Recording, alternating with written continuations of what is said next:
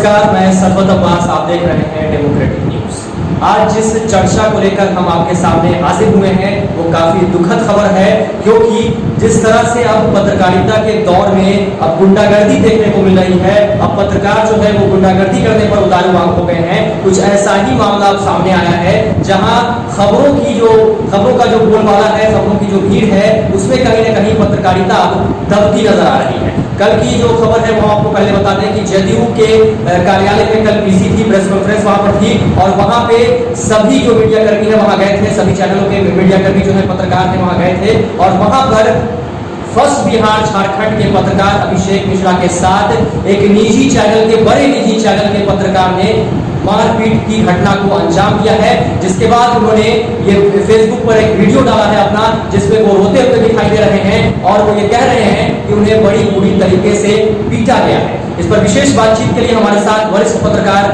धनंजय सिन्हा मौजूद है। धनंजय, जिस तरह से कल की जो घटना है, कैसे देखते हैं उस घटना को आप? सबसे पहले तो यह घटना कहीं से भी उचित नहीं है। इसकी जितनी भर्त्सना की जानी चाहिए वो होनी चाहिए। कारण ये क्या है कि पत्रकारों में आपसी मारपीट की नहीं बल्कि हिंसा, तो इस तरह की मारपीट जो पत्रकार नहीं, जो सामान्य लोग हैं वहां भी होनी नहीं चाहिए। लेकिन अगर पत्रकार करे तो ये समझिए ये दोहरा गुनाह है या दोहरी भर्त्सना, इसकी चौगुनी भर्त्सना की जानी चाहिए। क्योंकि साधारण लोग तो चलिए कोई मजदूर किसान है और समझ वो लड़ लेते हैं, या सामान्य दुकानदार हैं, छात्र हैं, तो माना जाता है कि पत्रकार एक इंटेलेक्चुअल क्लास माना जाता है। उसको समाज में, शहर में एक स्पेशल एडवांटेजेस होता है पत्रकार को, कि कोई भी इंगित करता है कि पत्रकार है, पत्रकार जा रहे हैं, तो उनको एक सम्मान और एक दूसरे दृष्टिकोण से देखा जाता है। कलम जो है पत्रकारों का हथियार माना जाता है। कलम से ही बड़ी बड़ी क्रांतियां, बड़े बड़े उन्होंने घोटालों का पर्दाफाश किया।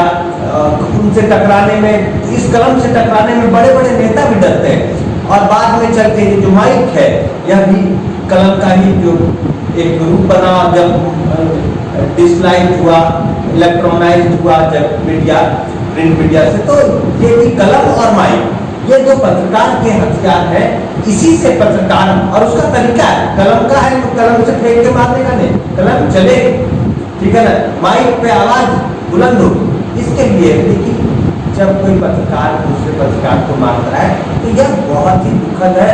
इसकी भर्त्सना की जानी चाहिए और इस पर यह सोचना चाहिए कि क्या कदम उठाया जाए ताकि आगे ऐसी घटना न घटे। क्योंकि जिसको चोट लगा वो तो एक बात है, लेकिन इसको देखकर समाज क्या सीखेगा? पत्रकार को देखकर पहले तो और अन्य पत्रकार क्या सीखेंगे, दुनिया पत्रकार क्या सीखेंगे, समाज क्या सीखेगा? समाज को किस मुंह से हम हिंसा की निंदा करेंगे, किस मुंह से करेंगे जब हम ही हिंसा कर रहे हैं? तो इसमें देखा जाए धनंजय, जिस तरह से कि एक पत्रकार है और पत्रकार होने के बावजूद इस तरह की घटना को अंजाम देते हैं, मतलब इतना एग्रेसिवनेस पत्रकार के अंदर जिस तरह से बताया जाता है या पढ़ाया जाता है लोगों को जब जर्नलिज्म वो करने जाते हैं कि काफी सभ्य तरीके से रहना है, कैसे लोगों से पेश आना है, ये सारी चीजें वहां सिखाई जाती है। बावजूद इसके लोग इतने एग्रेसिव आखिर क्यों हो गए पत्रकार, और खबरों की ओर इतनी क्यों हो गई कि एक नेता की मामूली सी एक पीसी के लिए वो एक पत्रकार को पीट देते हैं कि वहां पे कैमरा कैसे लगाया जाएगा, और ये एक बड़ा मुद्दा है। और इस पर क्या लगता है कि पत्रकार संघ जो है इसको कोई एक्शन लेना चाहिए, या जो पीड़ित हैं वो किस तरह की इस पर कार्रवाई उनको करनी चाहिए? देखिए, ये जो पूरा मामला है उसमें कई बातें हैं। पहली बात तो कि किस मामले को लेकर के झमेला हुआ, किसकी गलती थी, ये सब मामला है। जैसे कि मारपीट हुआ तो सामान्य जन हो या पत्रकार, मारपीट हुआ, इंडिया में लॉ है कि FIR होना चाहिए, हो सकता है, कार्रवाई हो सकती है, लेकिन उस कार्रवाई उसमें खोजबीन होगा कि किसकी गलती थी, क्या गलती थी। मैं उस कानूनी पचड़े की बात नहीं करता। पत्रकार एक अलग वर्ग होता है समाज में, तो सबसे पहले तो कि गलती किसी के भी हो, शुरुआत कुछ भी हो, लेकिन हाइट तक मोड़ नहीं पहुंचना चाहिए। संसद में इतनी बातें होती है, एक दूसरे विपक्ष कई नेता, सत्ता पक्ष विपक्ष के कई दल हैं, एक दूसरे की बात पर गलतियों पर उंगली उठाते हैं, लेकिन लड़ने तो नहीं लगते हैं, हाथापाई तो नहीं करते। और जब भी हाथापाई होती है तो उसकी निंदा होती है। तो अभी ऐसा हुआ है, ये देखिए, इसके कारण होता है ट्रेनिंग का अभाव। प्रॉपर ट्रेनिंग नहीं हुआ कि हमें किसी भी परिस्थिति में फाइट मोड में नहीं जाना है। क्योंकि हमें सिर्फ अपने मुद्दों को नहीं देखना है, हम क्या कर रहे हैं वो समाज भी देख रहा है, समाज उससे सीख रहा है। तो हमें ट्रेनिंग का अभाव एक है। दूसरा प्रतियोगिता, अति प्रतियोगिता। प्रतियोगिता बुरी चीज नहीं है, जल्दी प्रतियोगिता होनी चाहिए, लेकिन प्रतियोगिता की जैसे कि हमारा 2 मिनट पहले होगा तो हमारा 2 मिनट बाद नहीं हो सकता, ऐसे अरे थोड़ा आधा घंटा का फर्क, क्या फर्क पड़ता है, कोई 2 मिनट पहले बैठ लेगा, कोई 2 मिनट बाद करेगा। इसमें होड़ नहीं होनी चाहिए पत्रकारों में, या होड़ कहीं से भी नहीं दिखनी चाहिए, या ट्रेनिंग इन सब चीजों की होनी चाहिए। तो कहीं न कहीं एक बड़ी वजह देखने को मिल रही है, क्योंकि जर्नलिज्म में जिस तरह से लोग आ रहे हैं, चाहे वो रिपोर्टर हो या एंकर हो या कैमरा पर्सन हो, बहुत सारे जो लोग हैं, भीड़ है, जिनके पास आज तक उन्होंने देखा भी नहीं कि जर्नलिज्म कॉलेज कैसा होता है, और उनकी भीड़ है काफी ज्यादा संख्या में, और बड़े ओहदे पे वो बैठे हुए हैं। लगभग 80% लोग ऐसे हैं जिनके पास जर्नलिज्म की डिग्री नहीं है और वो बैठे हुए हैं।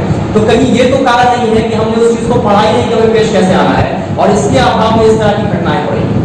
देखिए, डिग्री होने या ना होने का बहुत फर्क नहीं पड़ता है, क्योंकि कई बार होता है डिग्री है फिर भी कर दिया ऐसा। फिर भी ट्रेनिंग का प्रभाव तो, डिग्री है तो अगर क्लास किया है, ट्रेनिंग है तो कुछ तो प्रभाव पड़ता है। और शुरुआत के दौर में जब पत्रकारिता की पढ़ाई भारत में नहीं होती थी, उस समय भी पत्रकारिता लोग कर रहे थे, तो वे कैसे कर रहे थे, वे आखिर कैसे, वो तो बहुत संयम में रहते, ऐसे मारपीट की घटनाएं नहीं होती थी। तो मेरा ये कहना है कि पढ़ाई भी हो, और पढ़ाई नहीं किए भी जो लोग हैं, एक प्रॉपर ट्रेनिंग लेकिन होनी चाहिए।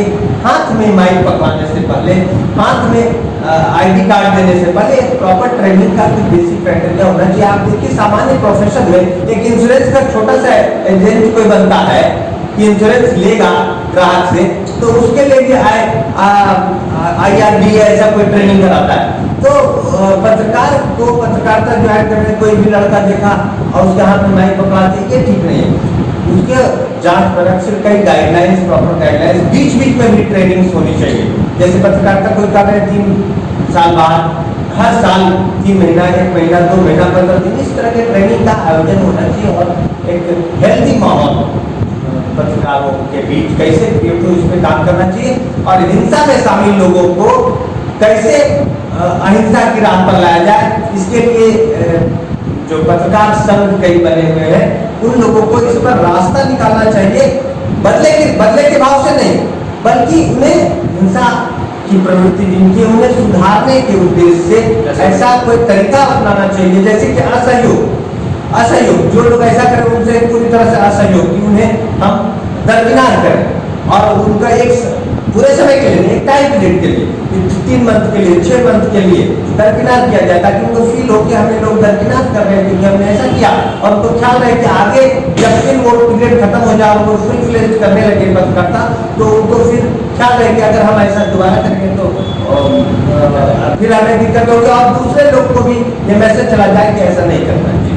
धनंजय, क्या ऐसा लगता है आपको कि खबरों की जो खोज है, या खबरों का जो एक भरमार सी लग गई है, और खबरों की मोड़ है कि इसको कितनी जल्दी हमको लगा देना है, उस मोड़ में कहीं पत्रकारिता दब तो नहीं है?